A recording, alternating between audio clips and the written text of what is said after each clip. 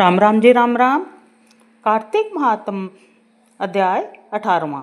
नारद जी बोले, हे राजन, उन बोए हुए बीजों में 3 वनस्पति उत्पन्न हुई, आंवला, मालती और तुलसी। सरस्वती के बीज से धात्री और लक्ष्मी के बीज से मालती और गौरी के बीज से तुलसी उत्पन्न हुई। उस समय विष्णु स्त्री रूपी वनस्पतियों को देख वृंदा के रूप को देखा तो उठ बैठे।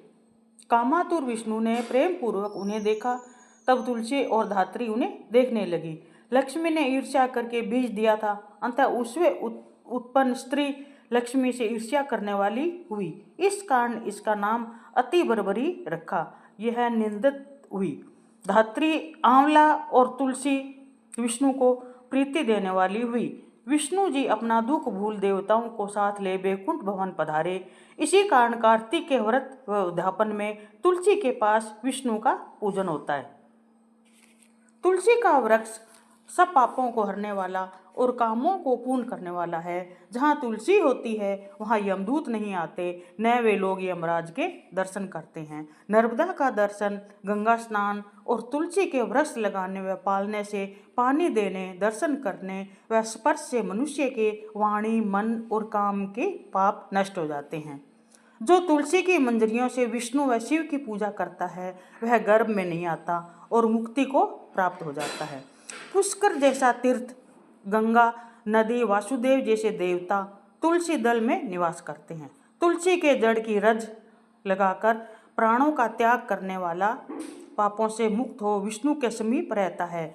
तुलसी की लकड़ी धारण करने से पाप स्पर्श नहीं करते। हे राजन, तुलसी की छाया में किया श्राद्ध अक्षय होता है, अंतः वहीं पिंड देना चाहिए। और आंवले की छाया में पिंड दान से नरक में भी पितर मुक्त हो जाते हैं। आंवले का फल तुलसी व द्वारिका की रज शरीर में लगाने वाला जीवन मुक्त कहा जाता है। आंवले व तुलसी दल मिले जल के स्नान से गंगा जल के स्नान का फल मिलता है।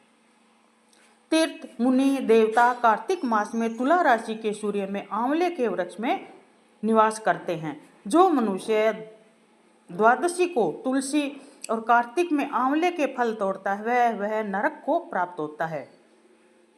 जो व्यक्ति कार्तिक मास में आंवले की छाया में अन्न खाता है उसके वर्ष भर के पाप नष्ट हो जाते हैं। आंवले के नीचे विष्णु की पूजा करने से पूरे क्षेत्र में विष्णु पूजा का फल मिलता है। विष्णु की महिमा की भांति तुलसी व आंवले का महात्म ब्रह्मा जी भी नहीं कह सकते। आंवले व तुलसी के जन्म की कथा भक्ति के सुनने व सुनाने से मनुष्य निष्पाप हो जाता है और पूर्वजों सहित विमान में बैठकर स्वर्ग को प्राप्त करते हैं। कार्तिक महात्म 18वां अध्याय समाप्त।